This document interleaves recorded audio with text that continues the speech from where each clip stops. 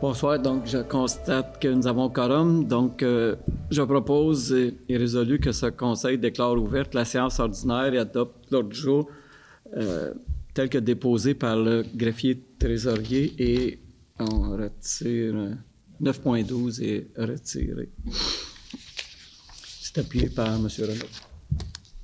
2.3, l'adoption du procès-verbal de la séance du 2 février. Donc, je propose et résolu que le procès-verbal de la séance du 2 février 2026 soit adopté tel que déposé par le greffier trésorier. C'est appuyé par M. Farrand. Questions des gens du public? Il n'y en a pas. Déclaration des membres du Conseil. Est-ce qu'il y a quelqu'un qui a des déclarations? Non plus. Au point 5, l'adoption du comité du compte-rendu du comité consultatif d'urbanisme du 9 février. M. Renaud. Je propose de résoudre que le compte-rendu de la réunion du comité consultatif d'urbanisme du 9 février 2026 soit adopté tel que déposé par le greffier trésorier. C'est appuyé par M. Werner. Point 6 au compte payé. M. Farrand. Je propose aujourd'hui que ce Conseil entérine les listes des déboursés émis au montant total d'1 592 098 $ et 9 sous, tels qu'indiqués sur les listes présentées par le greffier trésorier en annexe aux présentes minutes à la page CP-26-02, le tout selon les dispositions du règlement de délégation de pouvoir ainsi qu'à l'article 901.1 du Code municipal du Québec. Par M. Proulx. Question? La résolution est adoptée. 7.1, règlement 2026-006. M. Renaud. Je donne avis de motion de la présentation conformément à l'article 445 du Code municipal du Québec que le règlement suivant, dont copie est remise à ce jour à chacun des membres du Conseil, sera présenté pour adoption à une prochaine séance du Conseil. Le titre, c'est règlement 2026-006, modifiant le règlement 2025-008 relatif au zonage. Conformément à l'article 445 du Code municipal du Québec, le projet de règlement est déposé en même temps que l'avis de motion. Donc, l'avis de motion est déposé. 7.2, règlement 2026-007. M. Antoine. Je donne avis de motion à la présentation conformément à l'article 445 du Code municipal du Québec que le règlement suivant, dont copie est remise à ce jour à chacun des membres du Conseil, sera présenté pour adoption à une prochaine séance du Conseil. Titre, règlement 2026-007, décrétant l'acquisition d'équipements de protection incendie d'un véhicule et l'aménagement de bornes fontaines sèches et un emprunt de 80 000 $. Conformément à l'article 445 du Code municipal du Québec, le projet de règlement est déposé en même temps que l'avis de motion. La motion est déposée. En 8.1, l'adoption du deuxième projet de règlement numéro 2026-006. M. Renaud. Je propose et résolu que ce Conseil adopte le deuxième projet de règlement 2026-006, modifiant le règlement 2025-008 relatif au zonage. Tous les membres du Conseil déclarent avoir lu le dit règlement et renoncent à sa lecture. Le greffier trésorier fait les mentions d'usage telles qu'il est stipulé au deuxième alinéa de l'article 445 du Code municipal du Québec. Oui, donc le règlement 2026-006 a pour objet de modifier le règlement de zonage. Donc, le règlement vient modifier les usages permis dans la zone I3-1. En fait, c'est les classes d'usage I3-1 qui sont maintenant autorisées dans les zones RU-23 et RU-24. C'est appuyé par M. Proulx.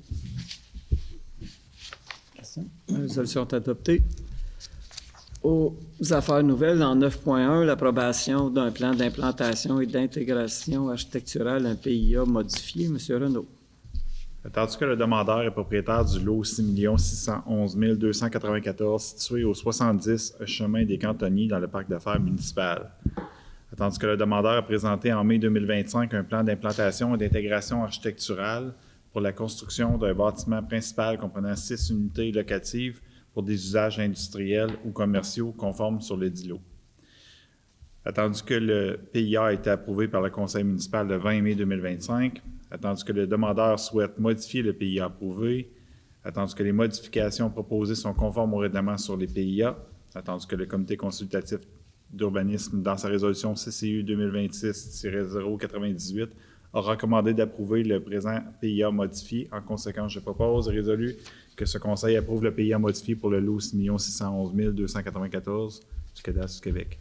C'est appuyé par M. Verner. Question? La résolution est adoptée. 9.2, rejet d'une dérogation mineure. M. Renaud. Tandis que le demandeur est propriétaire du lot 6 678 914 du cadastre du Québec sur le chemin McClément. Tandis que le demandeur a obtenu un permis pour la construction d'une résidence unifamiliale sur le terrain et souhaite également construire un garage détaché. Tandis que la hauteur du garage proposé excède de 0,78 mètres la hauteur permise de 7 mètres. Tandis qu'il existe des alternatives pour construire un garage en conformité avec le règlement de zonage. Tandis que le comité consultatif d'urbanisme, dans sa résolution CCU 2026-99, a recommandé de refuser la présente demande de dérogation mineure. En conséquence, je propose et résolu que ce conseil rejette la présente demande de dérogation mineure 2026-20001, consistant à construire un garage détaché ayant une hauteur totale excédant la hauteur permise. C'est appuyé par M. Fou. Question? La résolution est adoptée. 9.3, approbation de dérogation mineure. M. Renaud. Tandis que le demandeur est propriétaire du lot 6 453 600 du cadastre du Québec sur le chemin Lauson au numéro 401. Tandis que le lot est dérogatoire en raison de sa superficie de 1242,5 mètres carrés seulement et est affecté par diverses contraintes, dont la bande riveraine de 15 mètres par rapport à la rivière du Lièvre.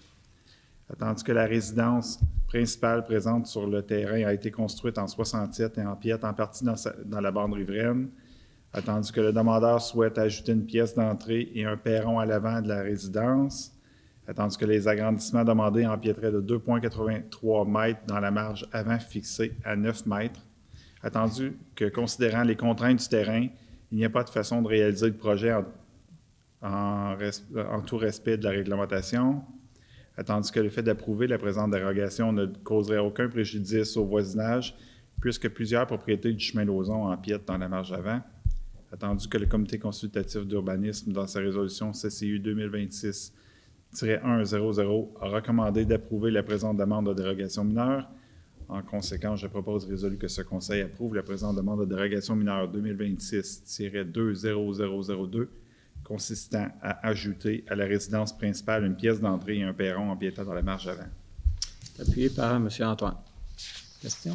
La résolution est adoptée. 9.4, approbation d'un plan d'implantation et d'intégration architecturale, PIA. M. Renaud.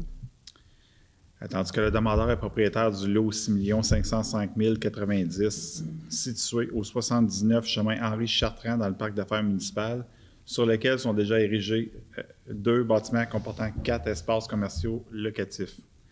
Tandis que le demandeur a présenté un plan d'implantation et d'intégration architecturale pour la construction d'un 3e bâtiment comprenant 4 nouvelles unités locatives sur le dit lot, tandis que le projet proposé est conforme au règlement sur les PIA, tandis que le comité consultatif d'urbanisme, dans sa résolution CCU-2026-101, a recommandé d'approuver le présent PIA. En conséquence, je propose et résolu que ce conseil approuve le PIA de la construction d'un 3e bâtiment sur le lot 6 505 090 du cadastre du Québec. Appuyé par M. Verner. Question? La résolution est adoptée. 9.5, l'approbation d'une dépense pour l'achat de divers équipements. M. Verner. Attendu que des sommes ont été prévues au budget d'investissement pour l'achat de divers équipements pour le service des travaux publics et des parcs. Attendu qu'il y a lieu de procéder avec l'acquisition de certains de ces équipements. En conséquence, je propose et résolu que ce conseil autorise une dépense pour l'acquisition des équipements suivants. Divers outils d'entretien pour les parcs, 4 188,43 taxes incluses. Le système de chauffe-eau au propane pour les serres de 10 730 et 62 sous, taxes incluses. Les panneaux électriques pour génératrices pour les serres de 2 874 et 38, taxes incluses. Modification du système d'irrigation des serres, 3 219 et 30, taxes incluses.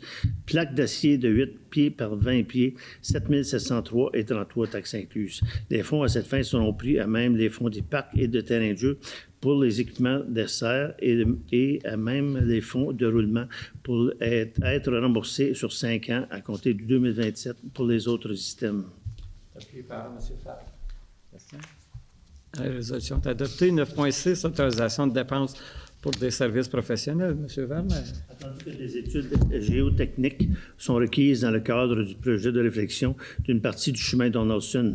Attendu qu'il est également requis de préparer des plans et devis pour ce même projet. En conséquence, je propose et résolu que son conseil autorise une dépense de 27 050 plus taxes pour la réalisation d'une étude géotechnique et d'une caractérisation des vols en vue d'un projet de réhabilitation d'une partie du chemin Donaldson. Le tout conformément à l'offre de service de Peterson Group datée du 29 janvier 2026. De plus, ce conseil autorise une dépense de 41 500 plus taxes pour la préparation des plans et devis pour le dit projet. Le tout conformément à l'offre de service d'équipe Laurence datée du 19 février 2026. Les fonds à cette fin seront pris à même le règlement d'emprunt à être adopté pour la réalisation du projet. C'est appuyé unanimement.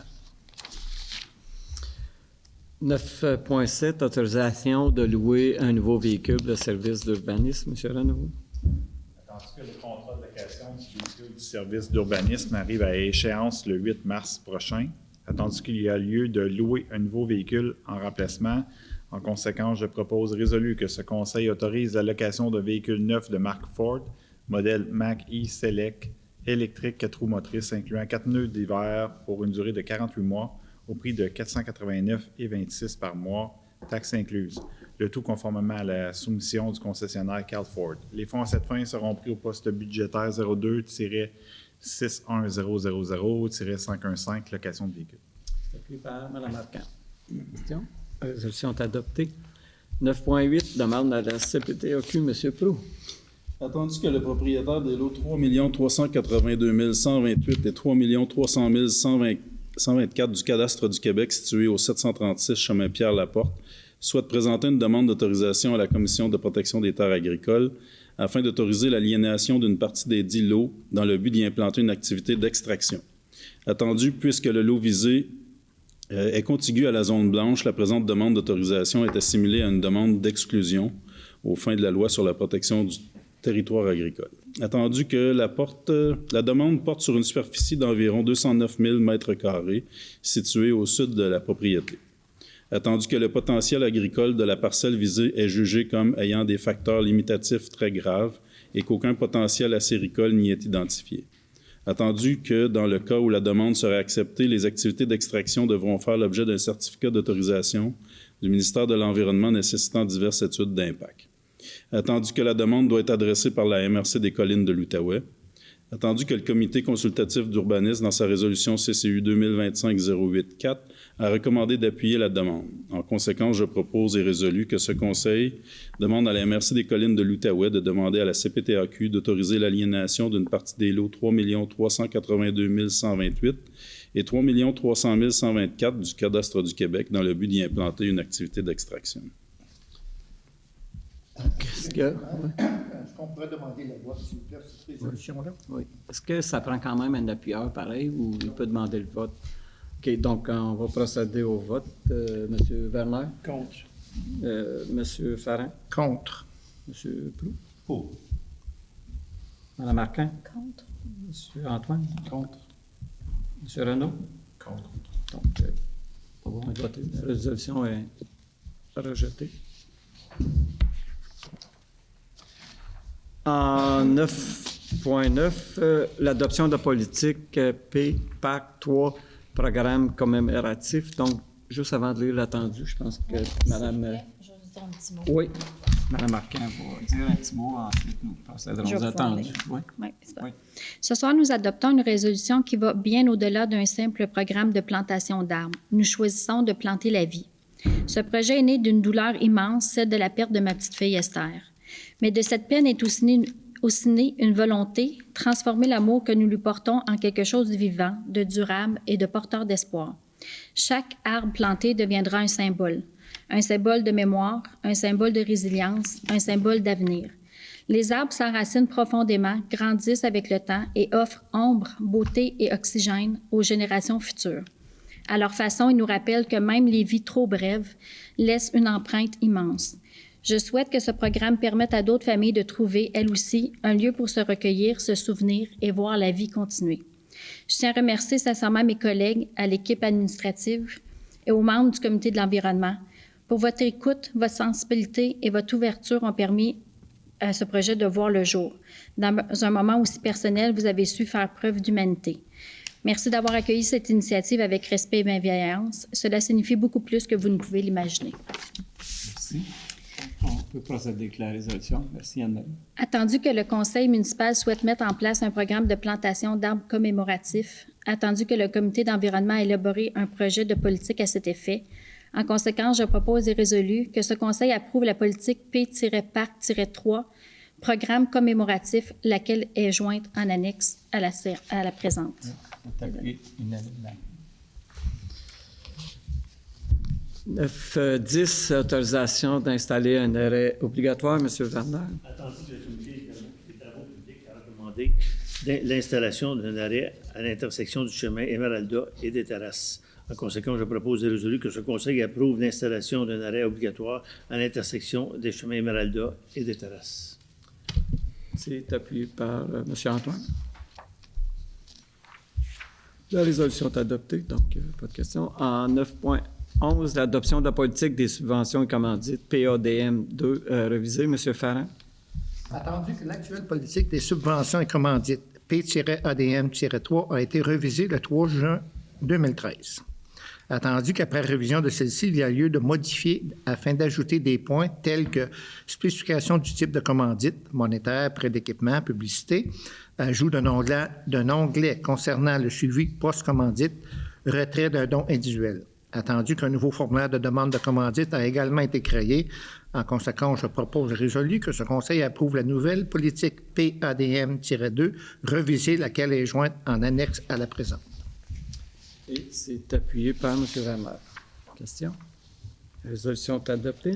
9.12 est retiré. 9.13, l'autorisation de dépenses pour le marquage de la chaussée. M. Werner. Attendu que des sommes ont été prévues au budget 2026 pour les travaux de marquage de la chaussée. Attendu qu'un appel d'offres sur l'invitation a été réalisé. En conséquence, je propose et résolu que ce conseil autorise une dépense de 32 257,44 taxes incluses pour la réalisation du programme de marquage de la chaussée 2026 et octroie le contrat au plus bas soumissionnaire conforme, soit la compagnie Techline incorporée, conformément à la soumission déposée le 19 février 2026. Les fonds à cette fin seront pris au poste budgétaire 02-32 206-521, lignage. Appuyé par M. Renaud. Question? La résolution est adoptée. 9.14, autorisation de dépenses pour la location d'un balai mécanique. M. Werner. Attendu que des sommes ont été prévues au budget 2026 pour la location d'un équipement pour les travaux de nettoyage de la chaussée. En conséquence, je propose et résolu que ce conseil autorise une dépense de 25 260,26 taxes incluses pour la location d'un balai mécanique de marque Global pour une période d'un mois, 160 heures de la compagnie équipement JKL incorporée, conformément à la soumission du 23 février 2026. Les fonds à cette fin seront pris au poste budgétaire 02-322-04-521, nettoyage des rues. Appuyé par M. Farran. Question? L'autorisation est adoptée. 9.15, l'autorisation d'acquérir une parcelle de terrain. M. Proulx. Attendu que dans le cadre du projet de développement domiciliaire de Faubourg-Angelois, le promoteur s'est engagé à céder à la municipalité le lot 6 422 598 du cadastre du Québec à titre de compensation pour fin de parc et terrain de jeu. En conséquence, je propose et résolu que ce conseil autorise l'acquisition pour une somme nominale du lot 6 422 598 du cadastre du Québec. De plus, ce conseil autorise le maire et le directeur général à signer pour et au nom de la municipalité l'acte de cession du dit lot tel que préparé par Maître Jade Bertel-Perrault, notaire. C'est appuyé par M. Renaud. La résolution est adoptée. 9.16, approbation d'un nom de chemin. Monsieur Proulx. Attendu que dans le cadre du projet de développement domiciliaire prévu au nord du chemin du Quartz sur le lot 3 299 388 du cadastre du Québec, un nouveau chemin doit être construit. Attendu qu'il y a lieu d'attribuer un toponyme à ce futur chemin. En conséquence, je propose et résolu que ce conseil nomme le nouveau chemin à être construit sur le lot 3 299 388, le chemin de l'Argile. C'est appuyé par M. Jean-Maire. Question? La résolution est adoptée. 9.17, demande d'annulation du programme de rachat des armes à feu et du gouvernement fédéral. Monsieur Farrand. Attendu que le gouvernement fédéral a lancé le 17 janvier 2026 le programme fédéral de rachat d'armes à feu de style armes d'assaut. Attendu que les Canadiens disposent de la période du 19 janvier au 31 mars 2026 pour adhérer au dit programme, lequel prévoit la remise volontaire de leur arme prohibée en échange d'une indemnisation. Attendu que les compensations financières prévues dans le cadre du programme de rachat sont jugées insuffisantes, inéquitables ou non garanties pour l'ensemble des propriétaires concernés. Attendu que les armes visées par la prohibition sont des armes civiles de chasse ou de tir sportif à conception moderne et non des armes d'assaut militaire et qu'elles ne sont ni utilisées ni requises par les Forces armées canadiennes pour assurer la défense du pays. Attendu que le territoire québécois, la Sûreté du Québec coordonnera l'opération. Attendu que les ressources policières sont déjà limitées et que leur mobilisation pour l'application de ce régime détourne des effectifs essentiels à la lutte contre la criminalité réelle. Attendu que la confiance entre la population et les corps policiers est un pilier fondamental de la sécurité publique. Attendu que l'application coercitive de cette prohibition risque de nuire à cette relation de confiance et d'accentuer les tensions sociales. Attendu que la sécurité publique constitue une responsabilité partagée entre le gouvernement fédéral, provincial, municipal, ainsi que les corps policiers. Attendu que les municipalités sont des gouvernements de proximité directement responsables. Les municipalités sont des gouvernements de proximité directement responsables du bien-être, de la cohésion sociale et de la sécurité de leur population. Attendu que les détenteurs légaux d'armes à feu sont déjà soumis à un régime strict de permis, de formation, d'enregistrement, de vérification d'antécédents, d'entreposage sécuritaire et de conformité aux lois. Attendu que les données disponibles démontrent que les armes utilisées dans les crimes violents proviennent majoritairement du marché noir et non du marché légal. Attendu que la priorité en matière de sécurité publique devrait être accordée à la lutte contre le trafic illégal d'armes, des groupes criminalisés et la contrebande. Attendu que la prohibition de rachat obligatoire d'armes à feu cible principalement les citoyens respectueux des lois sans impact direct significatif sur la criminalité. Attendu que l'imposition de ce régime présente une atteinte aux droits et propriétés légitimes de ses citoyens. Attendu que ce régime ne tient pas compte des réalités territoriales, sociales, économiques et culturelles propres aux municipalités. Attendu que plusieurs communautés rurales, agricoles et nordiques utilisent les armes à feu de manière légitime pour la chasse, la subsistance, la protection des animaux, d'élevage et la sécurité personnelle en région isolée. Attendu que plusieurs provinces canadiennes ont publiquement exprimé leur opposition à ce régime de prohibition et de rachat, refusant d'y collaborer ou d'en assurer l'application en raison de son inefficacité et de son coût et de son caractère injuste. Attendu que les municipalités ne disposent d'aucun pouvoir réel dans l'élaboration de cette politique, mais subissent directement ses impacts.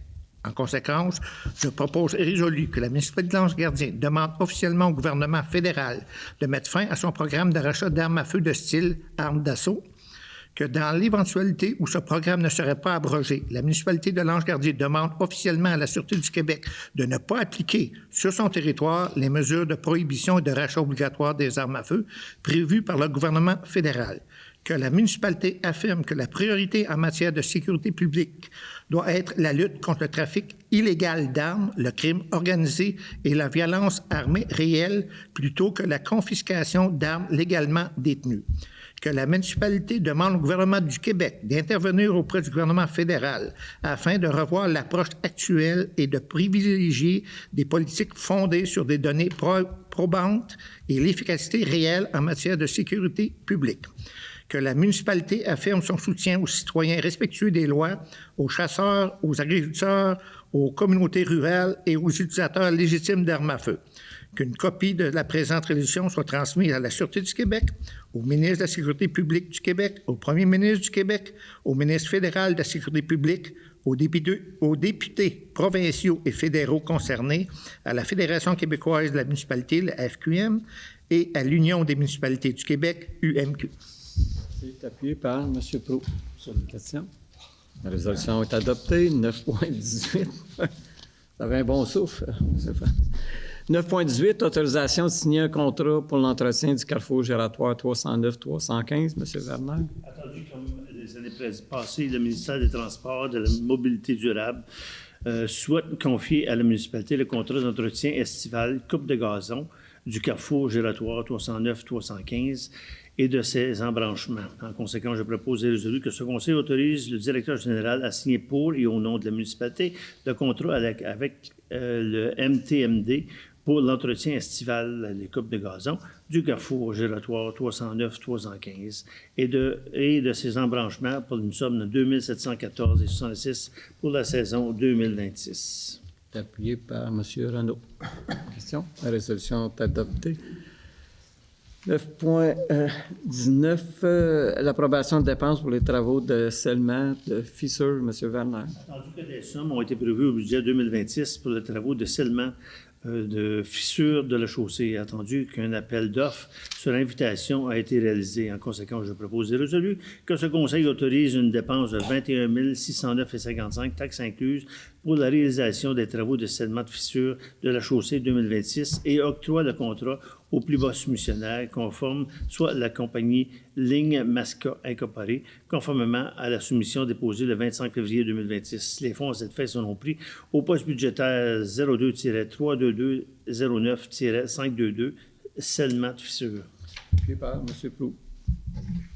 Question? La résolution est adoptée. 9.20, nomination d'une horticultrice.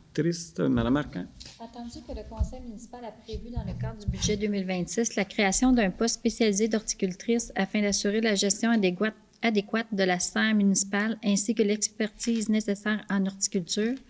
Attendu que ce poste vise également à soutenir et encadrer l'équipe d'embellissement afin d'assurer la qualité, la pérennité et la mise en valeur des aménagements paysagers, des parcs et des installations municipales.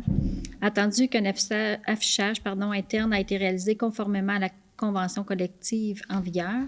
Attendu qu'une employée à l'interne a déposé sa candidature et que celle-ci possède les qualifications requises en matière de formation et d'expérience pour occuper ce poste spécialisé.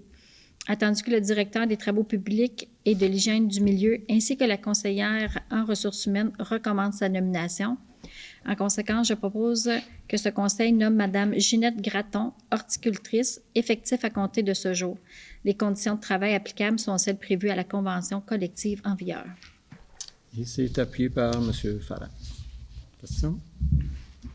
La résolution est adoptée. 9.21. Résolution désignant les administrateurs principaux chez Desjardins. M. Antoine. Attendu que la municipalité de l'Ange-Gardien a adhéré à accéder à faire et a nommé M. Alain Descarreaux comme administrateur principal. Attendu qu'il y a lieu d'ajouter un second administrateur principal, en conséquence, je propose et résolu que Mme Maude Saint-Amour, directrice générale adjointe, soit également désignée administratrice principale aux fins d'utilisation du service accéder à faire et qu'elle soit investie de tous les pouvoirs nécessaires à cette fin. C'est appuyé par Mme Arcan. Question? La résolution est adoptée. Donc, ceci met fin à la séance. Donc, je propose et résolu que la séance soit levée. C'est appuyé par M. Renaud.